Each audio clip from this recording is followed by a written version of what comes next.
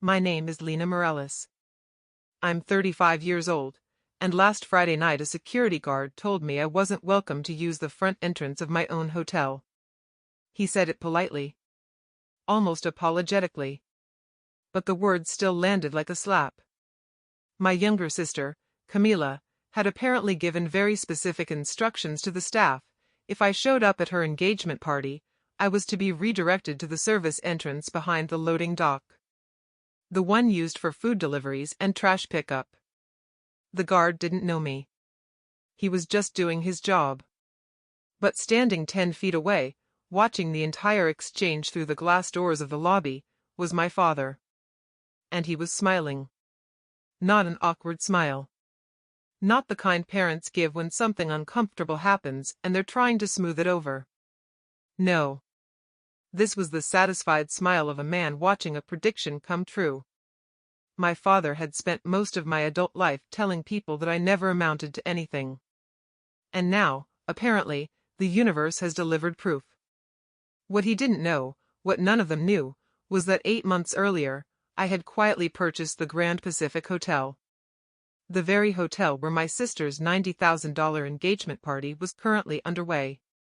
They also didn't know that the man who ran the entire building, the general manager, worked for me. So when he walked across the marble floor toward the entrance and said, "Good evening, ma'am. Is there a problem?" that was the moment everything changed. But before I tell you exactly how that night unfolded, take a second to subscribe to Women Reddit Stories if you enjoy stories like this. And while you're at it, drop a comment telling me where you're watching from and what time it is there. Now let me take you back to the beginning. At the moment I realized I was done being the family disappointment. I didn't hear about Camila's engagement from my parents. Or from my sister. I found out the same way hundreds of strangers did. Instagram. A polished photo of her hand resting delicately on a glass of champagne, a diamond ring catching the sunlight. The caption read, "I said yes. Can't wait to celebrate with everyone soon." 2 days later my mother finally called. Not to congratulate me for being an aunt someday. Not to ask how I was doing. Just instructions. "Lena," she said briskly, "I assume you saw Camila's announcement." I did. The engagement party is next Friday at the Grand Pacific. Please dress appropriately and try not to cause any awkward situations. I actually laughed. Not because it was funny. But because it was so predictable. "No, we'd love for you to come. No, it would mean a lot if you were there. Just a warning. Don't embarrass your sister." That had been my role in the family for as long as I could remember. Camila was the golden child. Perfect grades. Perfect job. Perfect fiancé from a well-connected San Diego family. Meanwhile I was the one my parents described as still figuring things out. What made that description ironic was the fact that for the past 7 years I had been quietly building a small hospitality business across the West Coast. 3 boutique properties.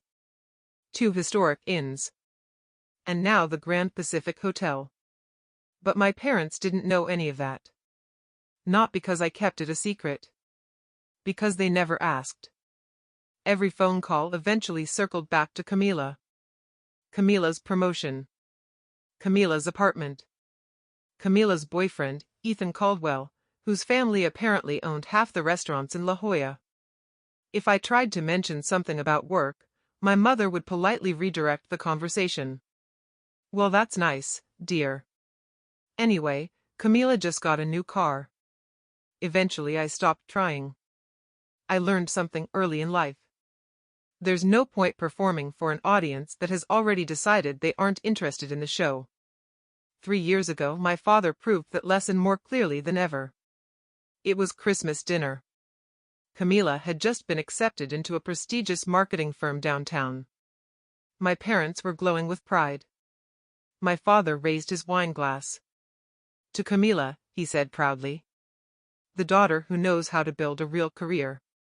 Everyone laughed. Even Camila. Then he looked at me.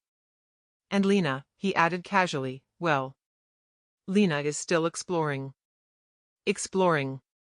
I was 32 years old. At the time I owned 2 operating properties. But in my father's version of reality, I was still a wandering disappointment. That was the night I stopped explaining myself. If they wanted to believe I was drifting through life, fine. I had businesses to run. The email from the Grand Pacific arrived the Tuesday before the engagement party. Subject line: Guest access request, Caldwell engagement event. It was from the hotel's general manager, David Chen. Ms. Morales, the message read, I wanted to confirm several unusual guest access instructions submitted by the event organizer. Please advise if these should be honored. There was an attachment. A guest management document. 3 names were flagged. The first 2 were apparently people Ethan Caldwell didn't want attending the party. Former business partners. Understandable. The third name made my stomach drop. Lena Morales. Next to it was a handwritten note from my sister. Scanned into the document. Redirect to service entrance if she arrives. Do not allow through the main lobby. I read it once. Then twice. Then a third time. My own sister had placed me on a restricted access list. At a party. In a hotel. That I owned. David had added a short message beneath the list. Given your relationship to the property, I found this request highly unusual. Please advise how you would like us to proceed. I leaned back in my office chair and stared out the window at the San Diego skyline. The Grand Pacific stood somewhere among those buildings. My building. And my family was about to use it to publicly humiliate me. I had several options. I could cancel the event. I could reveal the ownership before the party and watch Camila scramble to save face. Or I could simply not attend. Let them enjoy their perfect night without me. But the more I thought about it, the more one realization settled into place. If I didn't go, nothing would ever change. They would continue believing their version of me. The disappointing daughter. The one who never quite succeeded. So instead, I typed a short reply. Do not alter any of the guest instructions. Let everything proceed as planned. I will handle it personally. David responded almost immediately. Understood, Ms. Morales. I'll remain available if needed. I closed my laptop. Friday night was going to be interesting. I called the only person who knew the entire story. My attorney, and longtime friend, Marcus Delgado. You're kidding, he said after I explained the service entrance instruction. I wish I were. They're sending you through the loading dock, at your own hotel? Apparently. Marcus let out a long whistle. Lena, you realize you could shut the entire event down with one phone call. I know. So why don't you? I thought about that for a moment.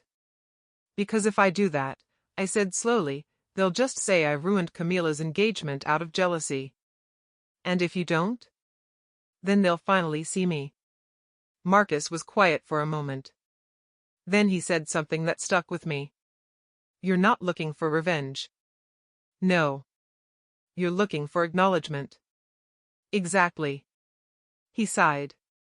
Well, if you're walking into that situation, I'm coming with you.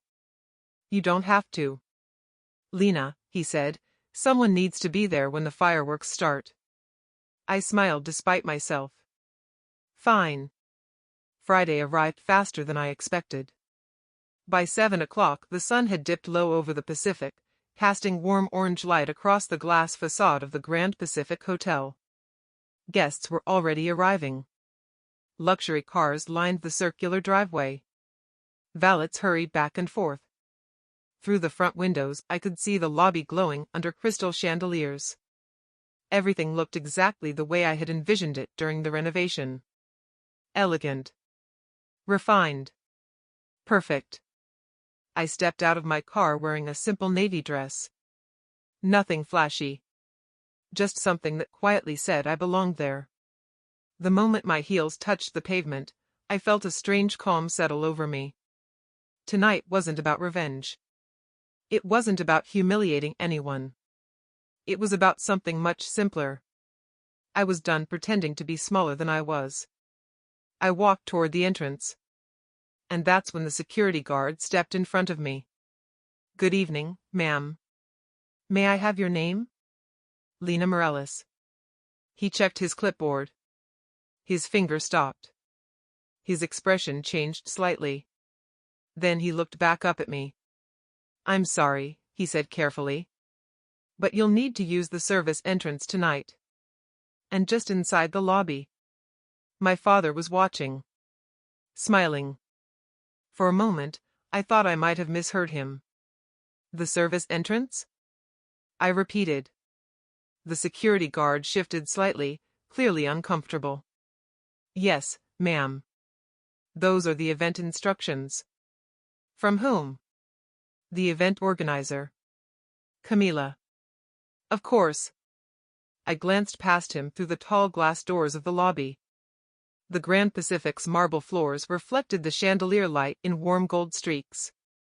Guests in tailored suits and evening gowns drifted toward the ballroom entrance, laughing softly, and glasses of champagne already in hand. It looked exactly like the kind of event my sister had always dreamed of. Perfect. Elegant. Prestigious. And standing just inside the lobby, watching the entire scene unfold, was my father. Our eyes met across the distance. For a split second I thought, maybe, he would step forward. Maybe he would tell the guard there had been some mistake.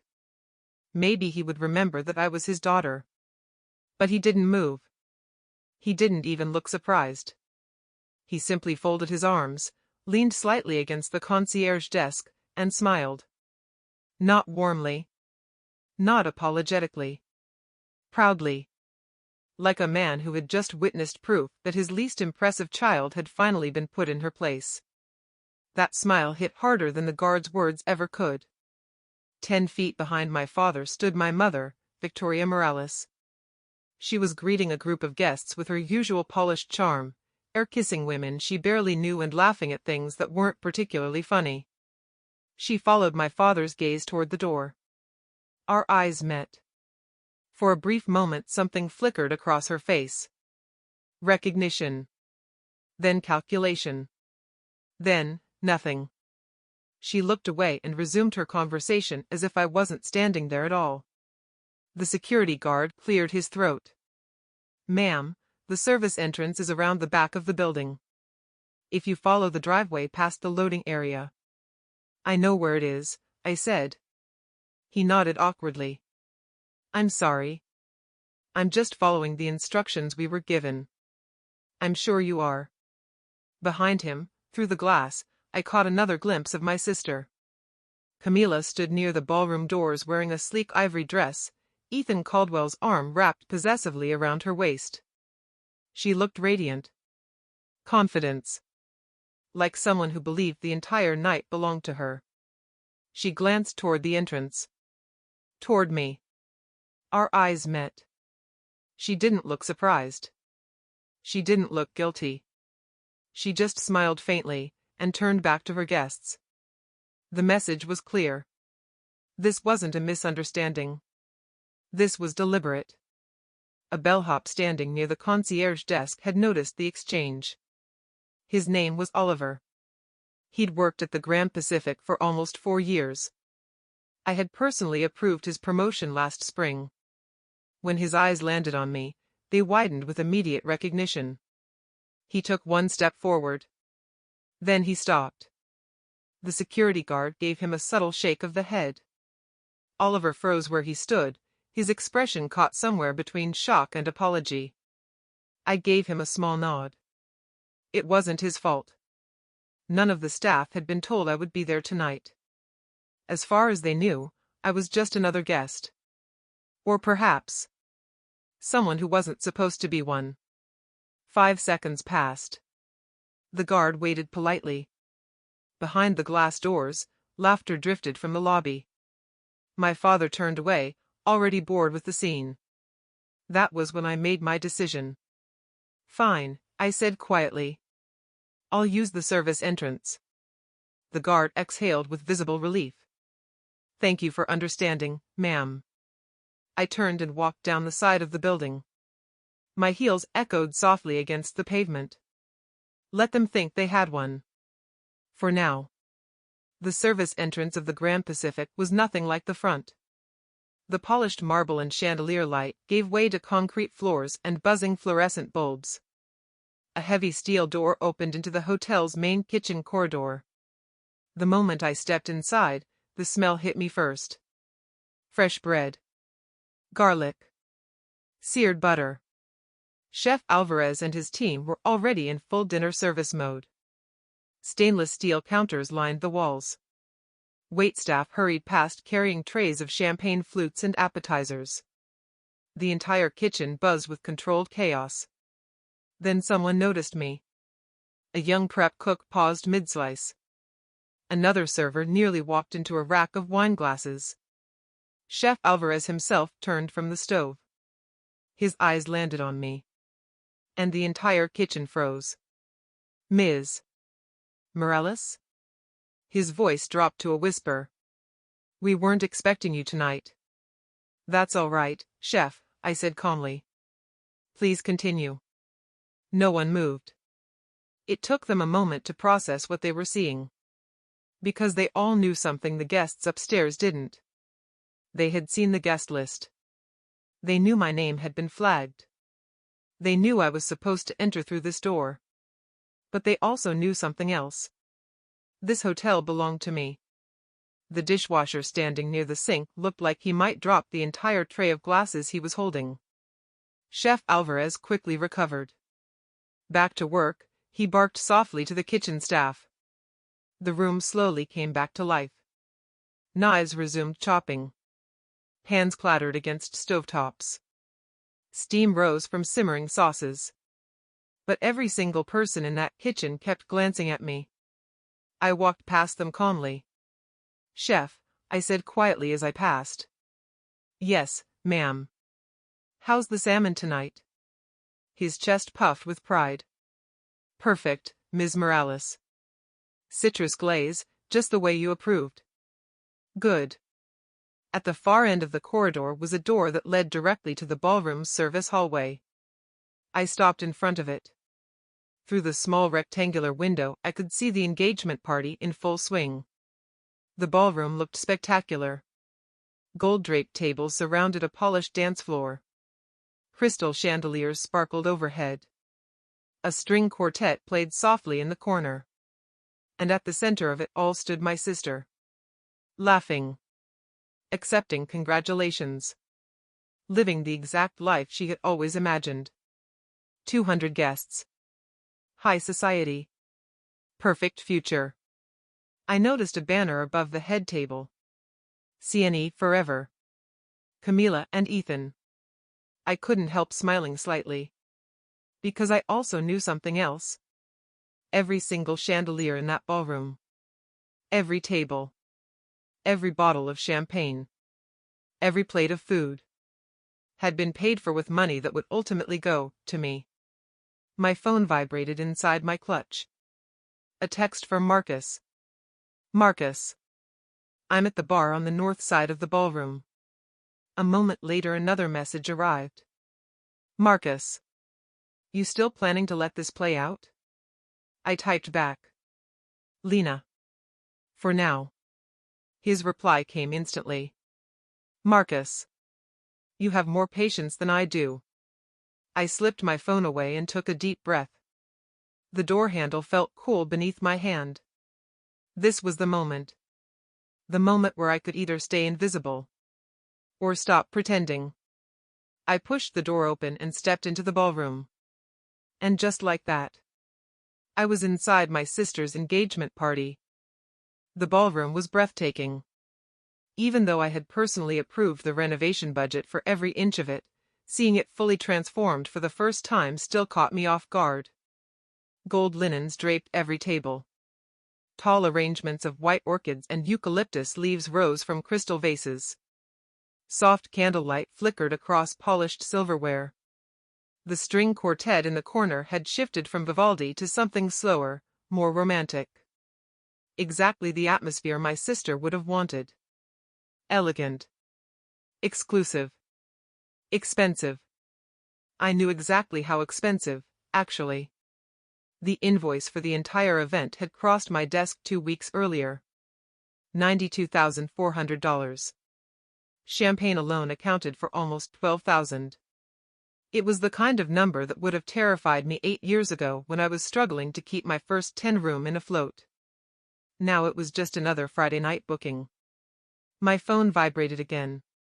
Marcus. See you. Don't move.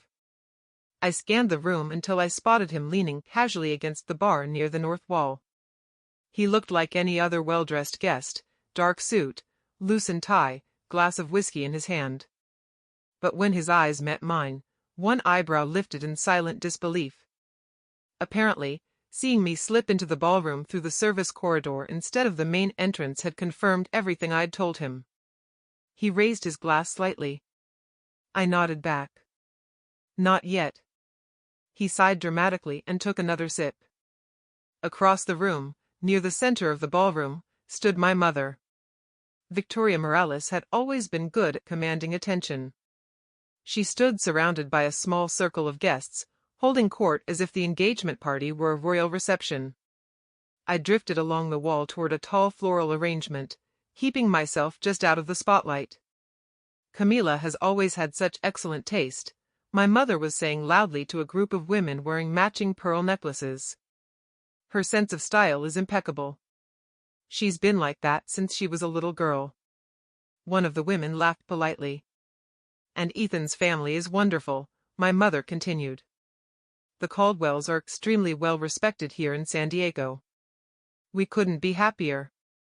She spoke with the effortless pride of someone whose daughter had married into the right kind of family. The kind with influence. The kind with connections. The kind my parents had always believed mattered most. I took a glass of champagne from a passing server and leaned lightly against the wall. Still invisible. Exactly how they preferred it. Across the ballroom I spotted David Chin, the Grand Pacific's general manager.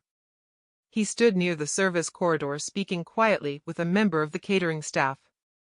When his eyes found me, he immediately straightened.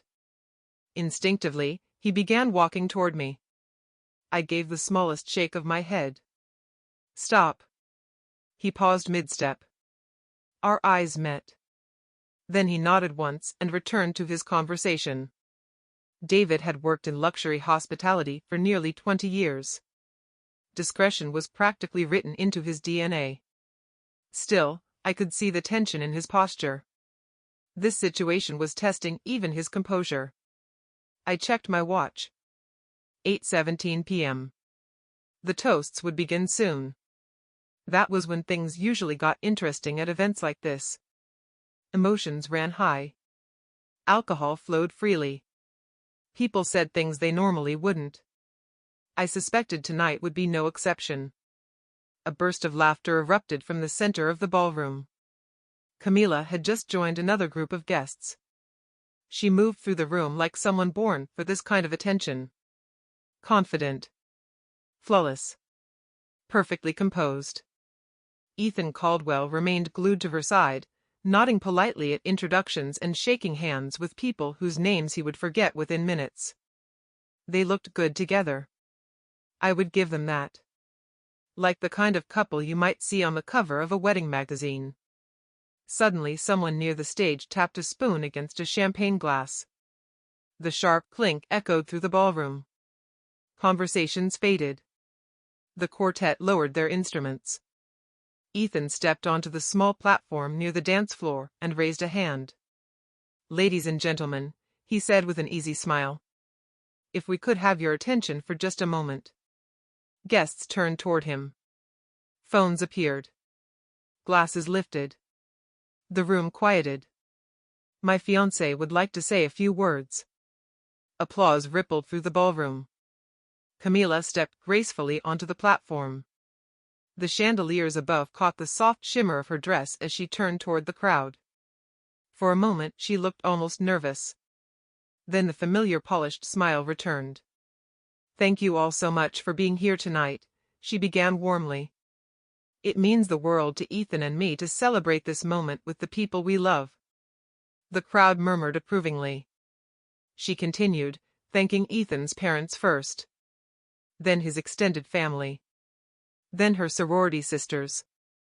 Then her coworkers. Then, finally, my parents. My mom and dad have always been my biggest supporters, she said sweetly, gesturing toward them. They taught me the importance of ambition, commitment, and surrounding yourself with the right people. My father beamed proudly. My mother dabbed at the corners of her eyes as if overcome with emotion. The performance was flawless. I took another slow sip of champagne. Camila paused dramatically. And of course, she continued, I want to thank everyone here tonight who truly believes in us. Her eyes swept across the crowd. Then briefly, just briefly, they landed on me. There was the faintest flicker of recognition. Then she looked away. Family is about support, she said smoothly. It's about standing by each other through success and challenges alike. A small pause followed. The kind that suggested something more was coming. And sometimes, Camila added lightly, not everyone in your family understands what real commitment looks like. A few guests chuckled awkwardly. The implication hung in the air. My divorce. Of course. 3 years earlier my marriage had collapsed spectacularly after my ex-husband decided fidelity was optional.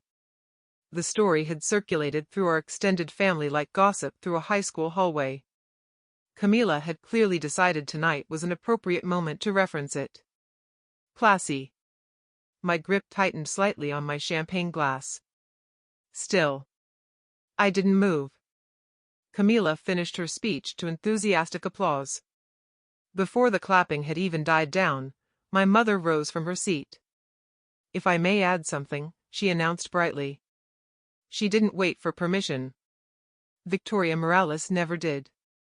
When Camila was born, she began dramatically, I knew she was destined for wonderful things. Several guests nodded along. She's always been focused, determined, and ambitious. My father lifted his glass proudly. Watching her grow into the woman she is today has been the greatest joy of my life. More applause. And now, my mother continued, seeing her join a family like the Caldwells. She raised her glass toward Ethan's parents. Well, I couldn't be more proud. A chorus of here echoed around the room. My mother sat down, basking in the attention. Then, from a nearby table, someone asked a question that changed everything. A woman leaned toward my mother. I thought you had another daughter, she said casually. The words carried farther than she intended.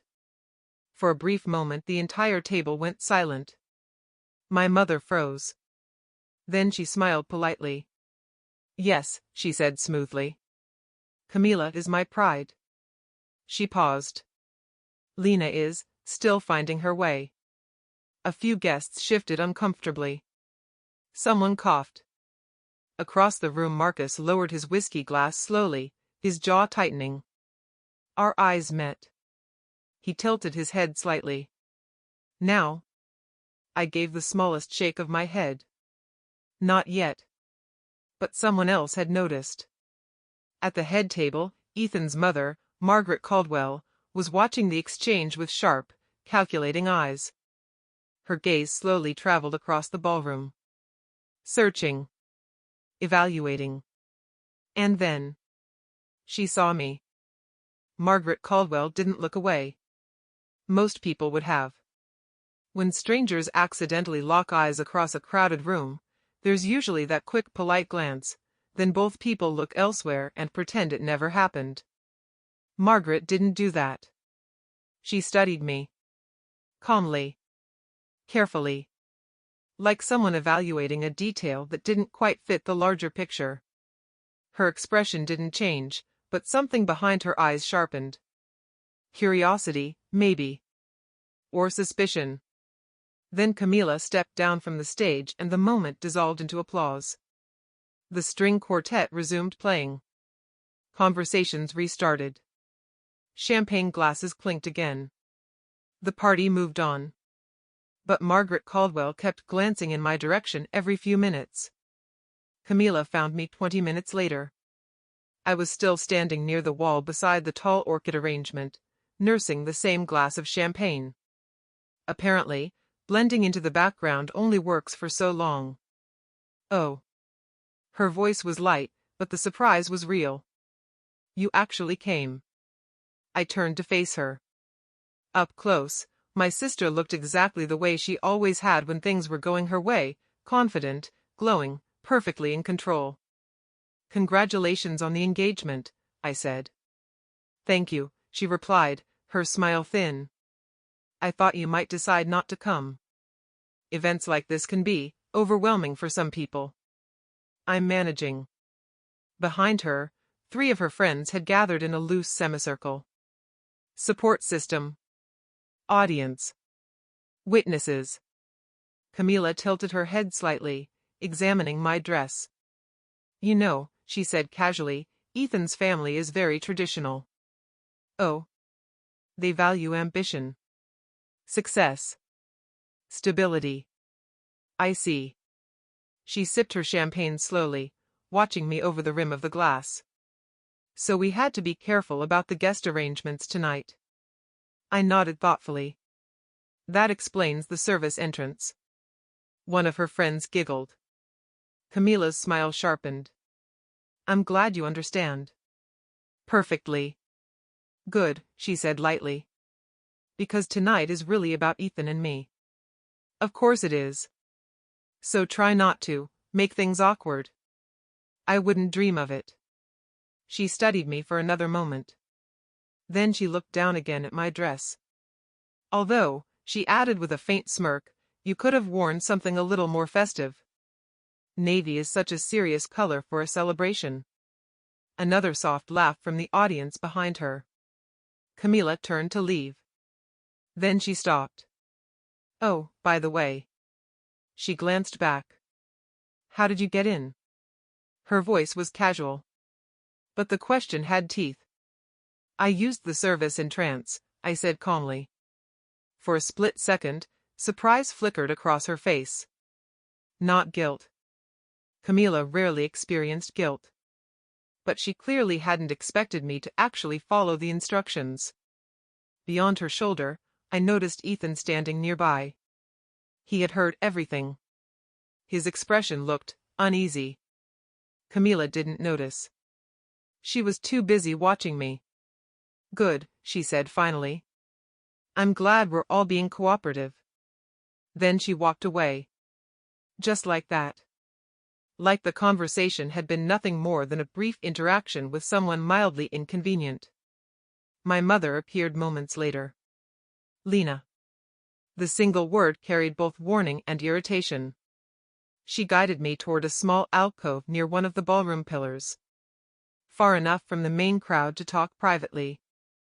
Close enough that we couldn't make a scene without witnesses. What are you doing here? She asked quietly. Attending my sister's engagement party. Don't be clever. I'm not trying to be. Her eyes flicked toward the crowd. Toward the Caldwell family. Then back to me. This is Camila's night, she said sharply. Please don't ruin it. I haven't done anything. Good. Keep it that way. She glanced at my dress again. That familiar look of disappointment returning. You could have at least made more of an effort with your appearance. My patience was thinning. I thought it looked appropriate. The Caldwells are here, she said under her breath. People are watching. I felt something inside me shift slightly. A quiet, internal click. Like a lock turning. People are always watching, Mom, I said calmly. That's kind of the point of a party. Lena. Before she could continue, someone stepped into our conversation. Excuse me. David Chen stood beside us. The Grand Pacific's general manager looked exactly the way he always did, impeccably composed. Dark suit. Perfect posture. Professional calm. But there was tension in his eyes. I apologize for interrupting, he said politely. My mother barely looked at him. Handle whatever it is yourself, she snapped. I'm speaking with my daughter. I'm afraid I require authorization, David said carefully. From management. Then find management, my mother replied impatiently. David didn't move. Instead, his gaze shifted to me. Ms. Morales, he said. My mother froze. Her head turned slowly. What did you just call her? The world seemed to pause. Music still floated softly through the ballroom. Champagne glasses still clinked. But the small group of people nearby had gone quiet. David remained perfectly calm. Ms. Lena Morales, he repeated clearly. Yes? I said. I'm sorry to bother you during the event, ma'am, he continued smoothly. But we've encountered a situation with the seafood shipment. My mother's eyes flicked between us. Confusion was beginning to creep into her expression. What seafood shipment? She asked. David ignored the question. The Atlantic salmon delivered earlier this evening doesn't meet the quality standards we require, he said. As the owner of the Grand Pacific, I need your approval to substitute the king salmon from our reserve inventory. The word landed in the air like a stone dropped into water. Owner. For a moment, no one spoke. My mother blinked. I'm sorry, she said slowly. What? Across the room, Camila turned toward the sound of her name. What's going on? She asked, approaching quickly. David's voice remained calm. I was requesting authorization from Ms. Morales regarding a catering adjustment. My sister frowned. Why would she? Then she heard the rest of the sentence echoing through the growing silence. Owner of the Grand Pacific. The color drained from her face. Ethan stared at me. Guests nearby were beginning to notice. Conversations faded. Heads turned. Whispers started. I kept my voice level. The king salmon will work, I told David. But have Chef Alvarez adjust the glaze. Of course, ma'am. He inclined his head slightly. I'll inform the kitchen immediately. Then he walked away, leaving silence behind him. My mother stared at me. My sister stared at me. And for the first time in 35 years, my family was actually looking at me. For a few seconds, no one said anything. Not my mother.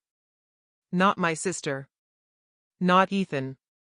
The silence spread outward like a ripple through the ballroom. Nearby guests had stopped pretending not to listen. Conversations faded. Glasses paused halfway to mouths. Someone near the bar whispered something, and I heard the word owner pass quietly through the crowd. My mother blinked rapidly. That's not funny, she said finally. Her voice sounded thin. Almost brittle. I tilted my head slightly. I wasn't making a joke. Camila shook her head sharply. No. No, that's ridiculous. Her voice had risen just enough to draw more attention. She doesn't own anything. A few guests exchanged curious glances. Phones began appearing discreetly in hands. Google existed for a reason. My mother recovered faster than Camila did. Her posture straightened, defensive instinct kicking in. This is some kind of misunderstanding, she said firmly. She must have confused you with someone else. David Chen had already disappeared into the service corridor, but the damage was done. The word was out. Owner. Ethan looked from Camila to me, his expression uncertain. Camila, he said quietly. She turned toward him immediately. This is insane, she insisted. She's making it up. I sighed softly. You can check the county property records if you'd like, I said calmly. They're public. My mother's eyes narrowed. How long? She demanded. 8 months. Her face drained of color. That's impossible, she said. We would have known. I held her gaze. Would you? Silence. You never asked what I do, I continued evenly. You never asked about my life at all. My mother opened her mouth, closed it again. For a moment something almost like embarrassment flickered across her face. Then the familiar defensive expression returned. This is absurd, she snapped. You're trying to ruin your sister's engagement party. I'm not trying to ruin anything. Camila stepped forward. Oh please, she scoffed. You wait until my engagement night to reveal you suddenly own the hotel? Her voice dripped with accusation. How petty can you be? I didn't plan this, I said. I bought the hotel because it was a good investment. I gestured calmly around the ballroom. You chose to hold your party here. Her expression tightened. And you chose to put me on a list. That word traveled quickly. List. Several nearby guests exchanged puzzled looks. What list? Ethan asked. Camila stiffened. Nothing. But it was too late. Across the ballroom, someone else had begun walking toward us. Margaret Caldwell. Ethan's mother moved through the crowd with measured calm, her heels clicking softly against the polished floor.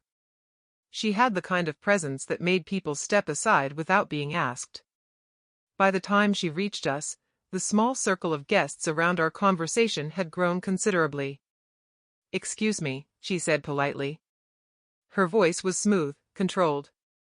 Did I hear correctly? She turned toward me. You own the Grand Pacific? Every eye in the room shifted to me. Yes, I said. The silence that followed felt enormous. Margaret Caldwell studied my face for several long seconds. Then she slowly turned toward my mother. Victoria, she said. Her tone was silk wrapped around steel. You told me your family was modest. My mother swallowed. You said your other daughter was still finding herself. Margaret's eyebrow lifted slightly. I believe those were your exact words. My mother's composure cracked. I didn't know, she said quickly. You didn't know, Margaret repeated. Her gaze shifted back toward me. The acquisition of the Grand Pacific was featured in Architectural Digest last winter, she said calmly. And again in the San Diego Tribune business section. A wave of murmurs swept through the guests. Phones were definitely out now. People were searching. Verifying. Margaret looked back at my mother. You didn't know your own daughter owned one of the most prestigious boutique hotels in the city? Victoria Morales looked smaller than I had ever seen her. She never told us, she said weakly. Margaret's expression remained unreadable. I find that difficult to believe. Camila stepped forward desperately. This doesn't change anything, she insisted. She probably inherited the money or married into it. I didn't inherit anything, I said. And my ex-husband teaches middle school. Margaret turned back to me. Then how did you build it? I started with a 10-room in outside Santa Barbara 8 years ago. Her gaze sharpened slightly. Impressive. She turned toward her son. Ethan. His shoulders stiffened. You told me you had done proper due diligence on the family. Ethan looked uncomfortable. Camila told me her sister was. What? I asked quietly. He hesitated. Camila looked like she wanted the floor to swallow her. Margaret turned slowly back to my mother. Let me understand something. Her voice carried easily across the silent ballroom. Your daughter owns this hotel. She gestured calmly around the room. And you had her directed to the service entrance? My mother's mouth opened. Closed. No answer came out. Perhaps, Margaret continued coolly, we should revisit the topic of due diligence. She wasn't speaking to my mother anymore. She was speaking to Ethan. Camila's composure finally cracked. Prove it, she snapped.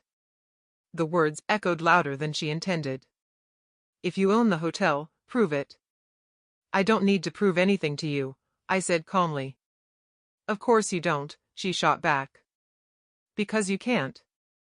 Actually, A familiar voice said behind me. That won't be necessary. Marcus Delgado stepped into the circle beside me. I hadn't even seen him approach. He adjusted his jacket calmly. I anticipated there might be questions tonight. He produced a slim leather folder. My name is Marcus Delgado, he said. Attorney for Ms. Lina Morales. He opened the folder. Inside were several neatly organized documents. The property acquisition paperwork, he continued. The deed transfer. And the ownership registration. Margaret Caldwell accepted the documents without hesitation. The crowd leaned closer. Phones tilted forward. Everyone wanted to see. Margaret scanned the first page quickly. Then the second. Then the third. Her voice was steady when she spoke. The Grand Pacific Hotel, she read aloud. Acquired 8 months ago. Full ownership transferred to Lina Morales. No partners. No outstanding debt. She closed the folder slowly. Then she looked directly at my mother. And you had her use the service entrance. My mother looked like the air had been knocked out of her. The confident posture she had carried all evening, chin lifted, shoulders squared, voice loud enough for the entire ballroom to hear, was gone. In its place stood a woman who suddenly looked very small. I didn't know, she whispered. Her voice was barely audible. How could I have known? By asking, I said quietly. The words weren't angry. They weren't sharp. They were simply honest. By calling. By showing interest in my life even once in the past decade. Several people nearby shifted uncomfortably. There was something about calm truth that made people far more uneasy than shouting ever could. Margaret Caldwell handed the folder back to Marcus. Her expression had changed slightly. The polite social smile she had worn earlier was gone. In its place was something colder. More analytical. She turned to Ethan. We need to talk, she said. Not loudly. But with the kind of authority that didn't invite debate. Now. Ethan nodded immediately. Yes, Mom. Camila grabbed his arm. Ethan, wait. He gently pulled free. Just give us a minute, he said quietly. Margaret led him toward a quiet corner of the ballroom. Guests instinctively parted to make space. The conversation between them was low, but intense. Around us, the party had fractured. Some people attempted to resume their conversations, pretending nothing unusual had happened. Others watched openly. Like spectators at a tennis match waiting for the next serve. My mother grabbed my wrist suddenly. Lina, she whispered urgently. You need to stop this. I slowly removed her hand. I haven't done anything. You're embarrassing us. No, I said calmly. You embarrassed yourselves. Camila looked like she was barely holding herself together. Her perfect makeup had begun to crack slightly at the corners of her eyes. So what now? She asked bitterly. You cancel the party? You ruin my engagement just to prove some point? I'm not canceling anything, I said. This is your engagement party. Then what do you want? My mother demanded. The question hung between us. What did I want? Revenge? Not really. If I wanted revenge, I could have canceled the event days ago. Or exposed everything before the first guest even arrived. An apology? That wouldn't undo 35 years of being overlooked. No, I said finally. I don't want anything. They both stared at me. Confused. Frustrated. Then I continued. I just wanted you to understand something. My voice remained steady. I'm not here to prove that I'm better than you. I looked from my mother to my sister. I'm here because you decided I was less. Neither of them spoke. You put me on a blacklist at my own sister's party. My mother's eyes dropped toward the floor. At my own hotel. The words hung in the air. And you smiled when security turned me away. Her face crumpled slightly. Lena, I'm not angry, I said gently. I'm just done pretending. Camila wiped quickly beneath one eye.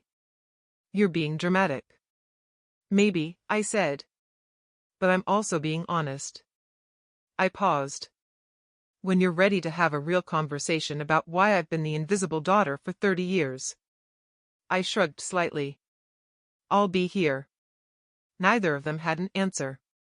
For the first time in my life, they didn't know what to say to me. Behind us, Margaret Caldwell returned. Ethan followed her.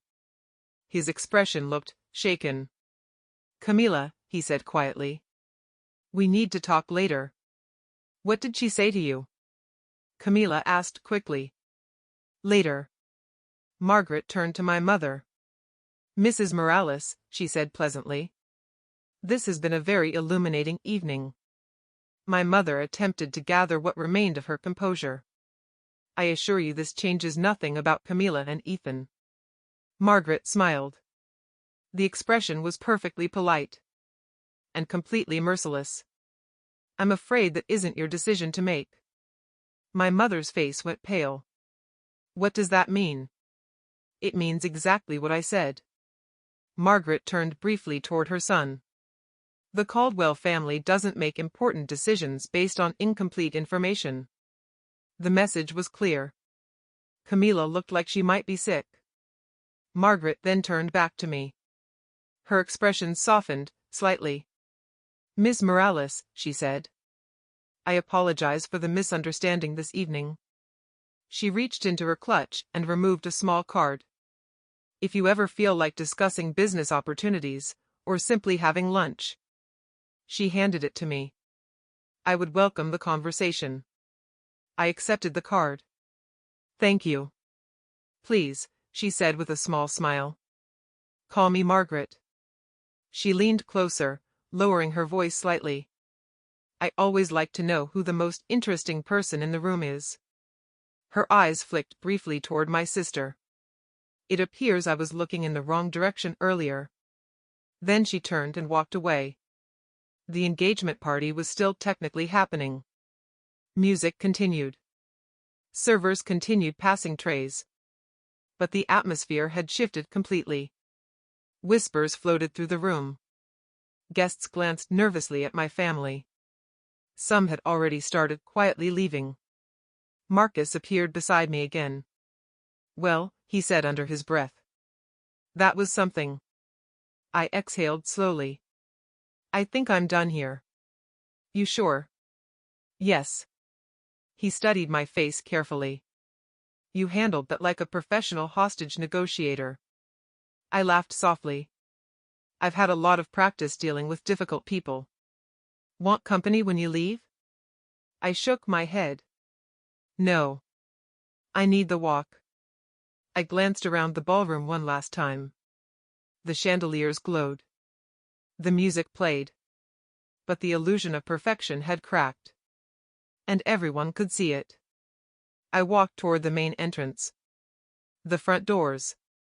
The same doors I had been denied earlier that night. This time, no one stopped me. The doorman opened the doors immediately. Good evening, Ms. Morales. I stepped outside into the cool San Diego night air. Behind me, the party continued. But something fundamental had changed. For the first time in my life, my family had finally seen me. I woke up the next morning to 11 missed calls from my mother. I didn't listen to the voicemails. I already knew what they would sound like. Some combination of accusation, confusion, and wounded pride. My phone buzzed again. A text from Camila. Then another. Then a third. The first one read, "How could you do this to me?" The second arrived 15 minutes later. "We need to talk." The third came sometime around 3 in the morning. 3 dots appeared on the screen, then disappeared. She had started typing something and stopped. I set the phone face down on the kitchen counter and poured myself a cup of coffee. The San Diego morning sun spilled through the windows of my apartment, warm and quiet, a complete contrast to the chaos of the previous night. For a few minutes I just stood there, watching the steam rise from the mug. My phone rang again. "Marcus." I answered. "Well," he said immediately, "I've got an update." That was fast. The Caldwell family doesn't waste time. I leaned against the counter. "What happened?" "There was a meeting this morning," Marcus said. "With Ethan, his parents, and their attorneys." "That sounds serious." It was. He paused. "The engagement isn't off." I wasn't surprised. Camila had spent years positioning herself perfectly for that relationship. Walking away wouldn't come easily. "But," Marcus continued, "the prenuptial agreement is being completely rewritten." "How so?" "There are now contingencies." I raised an eyebrow. "Meaning?" "Meaning Camila won't have access to Caldwell family assets unless the marriage lasts at least 7 years. I let out a slow breath. "That's a significant change." "It gets better," Marcus added. "They've also added financial independence clauses." "Let me guess," I said. "They want to make sure she isn't marrying Ethan for his money." "Exactly." I couldn't help smiling slightly. My sister had spent years carefully building the image of a perfect partner for a wealthy family. Now that family was quietly reevaluating everything they thought they knew about her. "Anything else?" I asked. "Yes." Marcus sounded amused now. 3 guests from the engagement party called the Grand Pacific this morning." "About what?" "They want to book events." I blinked. "Seriously?" "Apparently," Marcus said, "watching you handle that entire situation without losing your composure impressed some people." "What kind of events?" "A charity gala. A corporate retreat. And 1 wedding." I laughed softly. My family tried to humiliate me and accidentally promoted my business. Sometimes karma works faster than expected. After we hung up, I finished my coffee and finally listened to one of my mother's voicemails. Her voice sounded exhausted. "Lena. I don't understand why you had to do this," she said. "You embarrassed Camila. You embarrassed all of us." I stopped the recording halfway through. The narrative was exactly what I expected. I was the one who had caused the problem. I set the phone aside. An hour later it rang again. This time I answered. "Hello?" My mother's voice came through the speaker. "Lena." She sounded tired. Possibly from crying. Possibly from arguing with my sister all night. "You've ruined everything," she said. "The Caldwells are questioning the wedding. They're changing the prenuptial agreement. Margaret barely looked at Camila this morning." "I didn't ruin anything," I said calmly. "You planned this," she insisted. "You bought the hotel knowing Camila would choose it." "That's not true." "You're lying." "I bought the hotel 8 months ago because it was a good investment," I replied. "Camila chose to hold her party there." Silence filled the line. "You also chose to watch me get turned away at the front door," I added quietly. "And you smiled." She didn't respond. "You should have told us you were successful," she said finally. "We're your family." "Family asks questions," I replied. "Family shows interest." "You never asked about my work." "Not once." "That's not." "Every conversation was about Camila," I continued. "Every holiday. Every phone call." More silence. "I'm not angry," I said. "And I'm not trying to punish anyone." "Then what do you want?" she asked. "I want honesty. When you're ready to have a real conversation about why you treated me differently for 30 years. I paused. "I'll be here. But I won't be invisible anymore." I hung up before she could answer. 2 weeks later Marcus called again. "The wedding is still happening," he said. "But they've changed venues." I laughed. "Let me guess. They don't want to hold it at the Grand Pacific." Exactly.